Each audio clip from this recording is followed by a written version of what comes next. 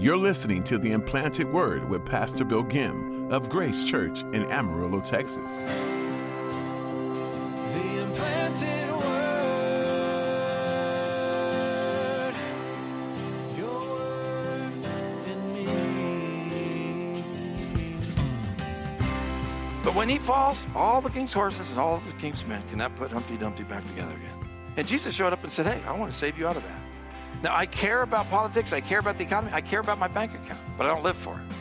But what happens when it falls? Everybody cries. No, really. Okay, everybody that doesn't know Jesus cries. Grown men cry. Because you got the voice of condemnation, you got the voice of separation, but you also have the voice of lamentation. When everything falls, like the book of Revelation tells us it will, anyone who doesn't love Jesus will cry. All their hard work, the career they worked to build, the savings in the bank will all be gone. Pastor Bill shares in today's lesson that it's okay to care about those things, but don't live for earthly treasures. When you dedicate your life to Jesus, you will win in the end. If He is your treasure, you'll never lose everything. If you realize you are living for the stuff of this world, there is still time to set your priorities straight. Now, here's Pastor Bill in the book of Revelation, chapter 18, as he continues his message, The Voice. I turn from my ways into your love. Humble myself and accept your word. Your word planted in me is able to save my soul. Your word in me, the implanted word. Your word in me, the implanted word.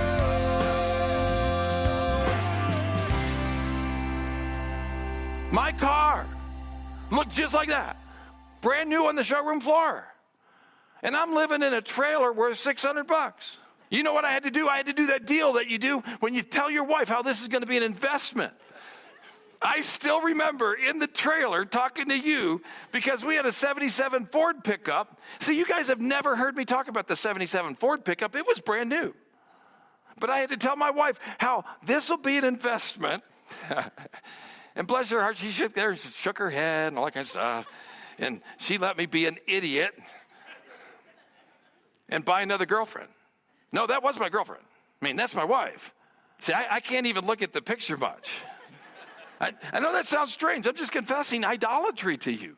And she would say things like, don't drive me dirty. So on our way to church, I would give her a bath. And then at church, you know where I'd park? I'd park her right out the front door. You know what that is? That's being stupid. Bragging to everybody. Look what the poor mobile home Bible college guy, he's an idiot. I'd drive her around. We would just go for drives. Let's go for a drive. Oh, you don't want to go? I'm going anyways. Drive around. It doesn't last. You know what God would say to me in my idolatry, in my love affair with something made out of metal, in this thing that I think makes me bigger and badder? He would say, come out from her. It's the voice of separation. You know what I said when he told me that? No. Revelation chapter 18. I'm not making this up. Look what he says. The voice of separation. I heard another voice from heaven saying, come out of her, my people, lest you share in her sins, lest you receive of her plagues. For her sins have reached to heaven, and God has remembered her iniquities. Render her just as she's rendered to you. Repay her double according to her works. In the cup which she has mix double for her. In the measure with that she has glorified herself and lived luxuriously. In the same measure give her torment and sorrow. For she says in her heart, as I sit as queen, am no widow, and will not see sorrow. Therefore, her plagues, Babylon, will come in one day, death and mourning and famine. She will be utterly burned with fire, for strong is the Lord God who judges her. Babylon's working. The economy's working. Kings and merchants and people are getting rich. They got everything their hearts desire. Except, it's not of God. And it's about to end. What would God's message be? His message to people that would still buy into that system. He said, would you come out of her? Would you separate from her?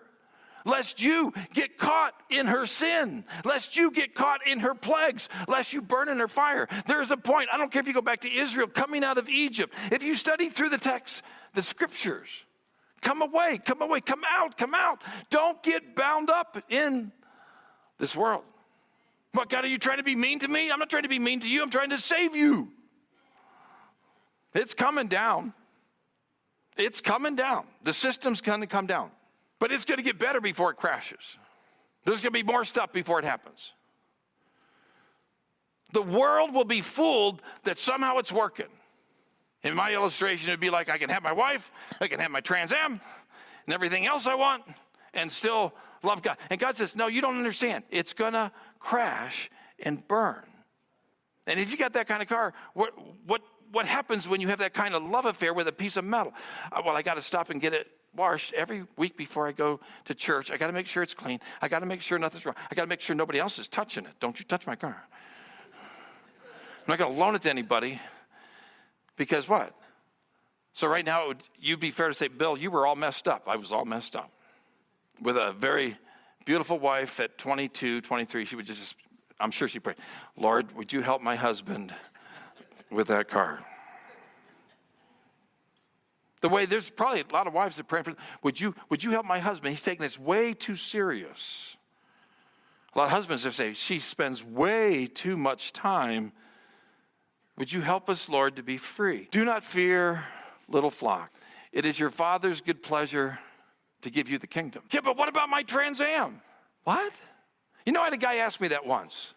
Years ago, I had a guy ask me, this was a question. He said, so if you have a really nice car, and if you put it in storage, do you think it'll make it through the tribulation so that I can drive it in the kingdom? So the other way of looking at that, so if we know we're going to the kingdom, why do we get hung up on this stuff? Now, by the way, I've got a nice car, but the nice car I have now doesn't have me. I don't care if it's clean or dirty. It gets me where I need to go, and it's a nice car. You know, I want to take care of it. I never once have washed the car I have now on my way to church. Never.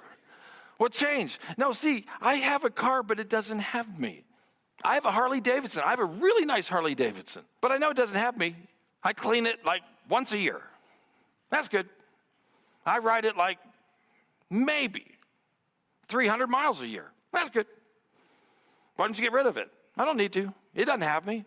Would you? Yeah, if I need to. You know. I got stuff. But you got to know it's all going to come to an end. It's when you put your hope in the stock market. It's when you put your hope in your IRA. It's when you put your hope, your purpose of life in what I can get. It's when you put your hope in what the doctor says about my health. It's when you put your hope in your children that you know are going to be perfect. They're not. Or like your prayer, like, if I could only have a marriage like Bill and Cindy. Well, you would love Jesus more if you had a marriage like ours. Because it's not perfect. And I am married to a perfect wife. But she has an idiot who struggles with stuff for her husband. And that's the truth.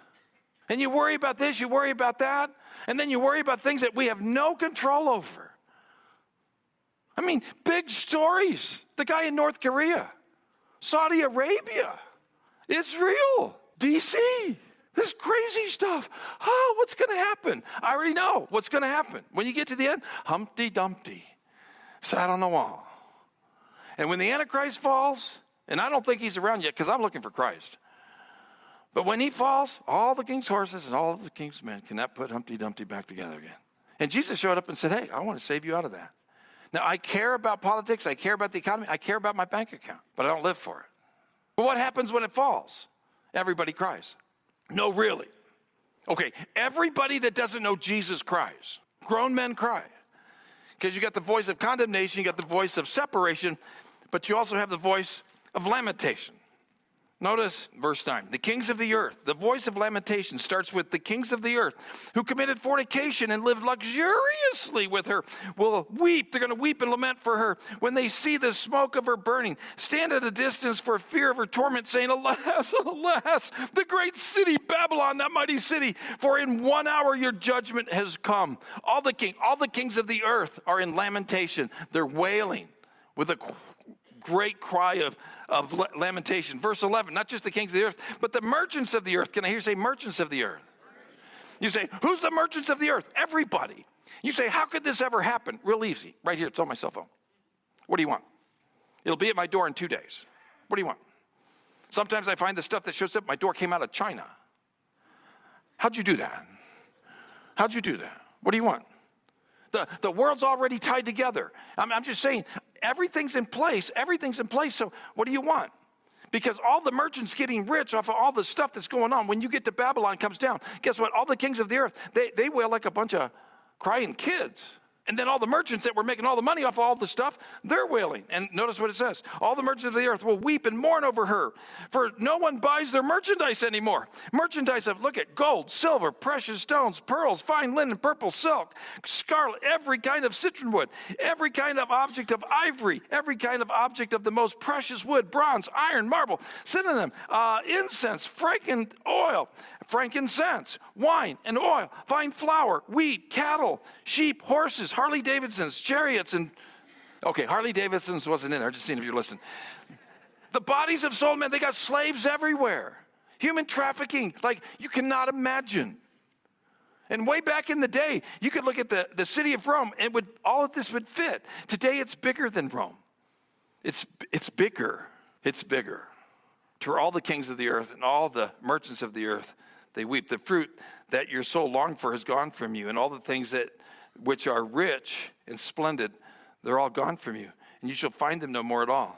The merchants of these things who became rich by her, all the merchants of the earth, will stand at a distance for the fear of her torment, weeping and wailing and saying, alas, alas, that great city that was clothed in fine linen, purple and scarlet, adored with gold and precious stones and pearls, for in 1 hour such great riches came to nothing. My second love, I had her 1 month, not a scratch. Right off the showroom floor. And Cindy and I went for a drive to Cheyenne, Wyoming. And in Cheyenne, Wyoming, in less than 1 hour, God sent the biggest, blackest hailstorm you have ever seen. And God sent that for my girlfriend. I'm 23. Everybody's happy until. Now, I've lived in Amarillo 37 years. I've seen some big hail here. Oh, ain't nothing to what God had to do to that car to get my attention. And can I tell you, that car got beat to hail. Did he just swear? No, I said hail. You have no idea. And when I first found it, after that storm, I cried like a little baby. I couldn't talk to Cindy. Her mom and dad were there. I cried. You know what I did? I called my mom. She's in Denver. I'm in Cheyenne, Wyoming. She answered the phone. I said, Mom. And she said, is Cindy okay? Cindy's fine. It's my car. And what she should have done is opened up to Revelation chapter 18 and said, Bill, you're in the same list with all the kings of the earth and all the merchants. But she didn't. She should have said, get over it. Grow up. Stop it. You're an idolater. Repent. She should have. You know what she said? She's my mom. She said, oh, Bill, I'm so sorry. It'll be okay. Thanks, Mom. This is a true story. Man, she was sweet. What was God trying to do? God was trying to show me you can't love this world nor the things of this world. They're all passing away. If somehow I could have saved her, she'd be a bucket of rust and bolts, worth more money today than she was back then. But anyways, That's why Jesus said, would you just get this down and put your treasure up in heaven? There's no rust, there's no moths up there. Just seek the kingdom. The God the Father, he just wants to greatly bless you. I mean, he's really excited. He's really pleased just to give you the kingdom. All you have to do is receive me. Now, let go of the deal here because the real deal's coming. Okay. So I plan on having a good lunch today and enjoying it, but I can't live for food because you know what? It's just passing away. I'm trying to take care of my body, but it's like it's got a mind of its own. I'm trying.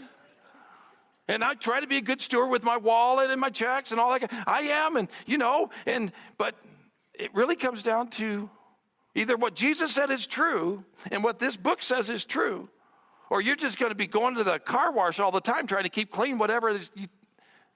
Because there will be a day when it comes down, the voice of lamentation, every king and all the merchants. You say, well, how's that possible? Oh, watch this. Because there's another group of guys. And right there in verse 17, for in 1 hour such great riches came to nothing. Every shipmaster who traveled by ship, sailors, as many as trade on the sea, stood at a distance and he cried out when they saw the smoke of a burning, saying, what is like this great city? They threw dust on their heads. They cried out, weeping and wailing, saying, alas, alas, the great city in which all who had ships on the sea became rich. They all became rich by her wealth. For in 1 hour she was made desolate. You have to understand the ships. Oh, Bill, there's been ships around forever. No, you don't understand. You don't understand. When you get to Revelation 18, you got all the kings of the earth, all the merchants of the earth, and all the sailors and all the shipmasters going like, it's over. Today, there are over 54,000 cargo ships.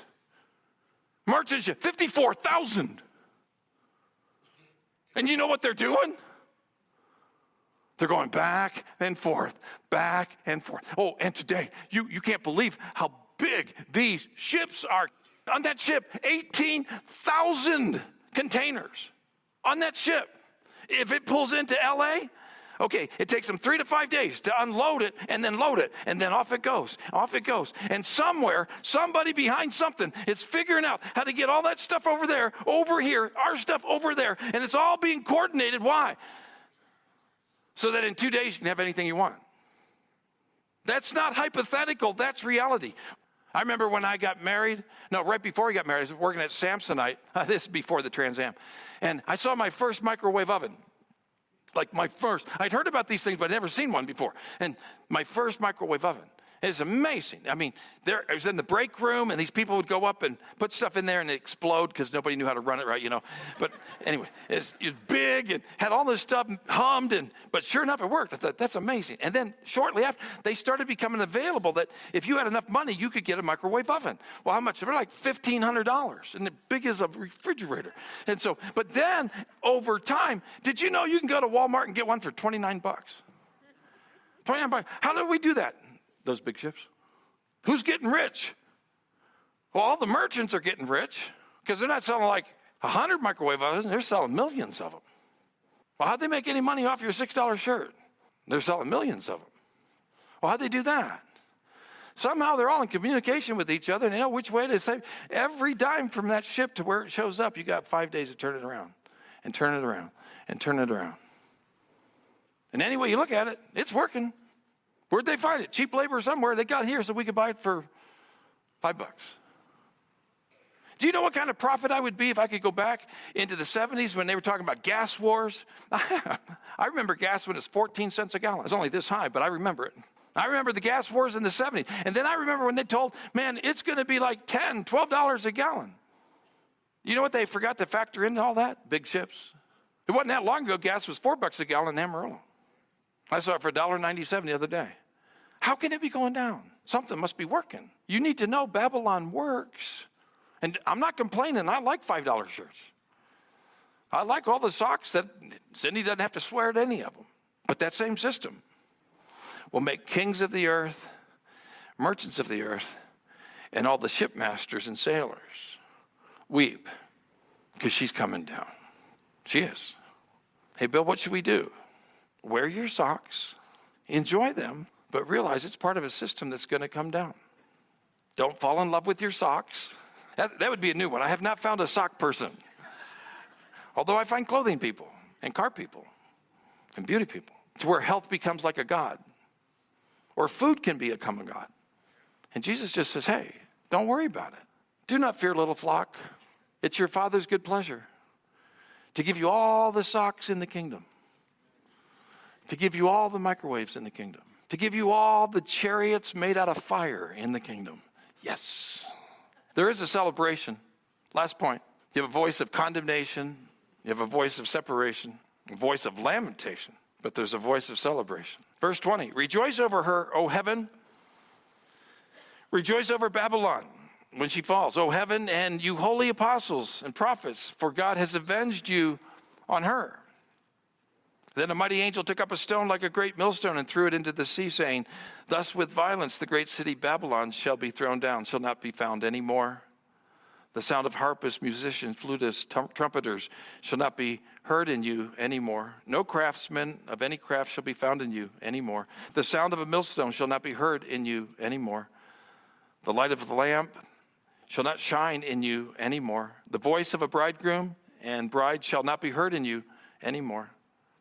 For your merchants were the great men of the earth. For by your sorcery all the nations were deceived. And in her was found the blood, prophets and saints, and of all who were slain on the earth. See, we sometimes forget that Babylon is wicked and controlled by our adversary. And that as the new Babylon develops, you say, well, who is the Babylon? I don't know for sure. I really think it's going to be a city, and I think it will be a country, and I think it will have worldwide influence and will actually control the whole deal. That's my interpretation. I know it's coming. I do know right now that there are people radically trying to take over, especially against Christianity. They'll put them in cages, they'll cut off their heads, they'll put them on fire. Refugees by the millions. I do know deals are being cut. I do know it's not love that makes the world go round, it's money that makes the world go round. I know that. And it's not money that's the root of all evil. It's the love of money that Jesus called us to be free of it. Amen? What do you expect us to do? Enjoy lunch today? Be free of it. Let the Lord work in you. You know where to make adjustments. Be content. Be content. God knows how to bless you. He'll come along and just bless you. He's done that many times in my life. But the moment I think, okay, now I deserve it, oh man, you're on the wrong track, on the wrong track. And then use it. There's people all around us that we get to be ones to help so that they might be able to enjoy the kingdom too. Amen? Revelation 18. Now, you know what I'm excited about? Humpty Dumpty will have a great fall. And all of the king's horses and all of the king's men, they're just going to lament and cry. We'll be like, who's going to put Babylon back? Nobody's putting Babylon back together. They can't do it. So what happens next? Oh, chapter 19, Jesus brings his kingdom. Now, in case you can't wait, you have my permission to read ahead. Chapter 19's right there. Don't live in chapter 18. The implanted word.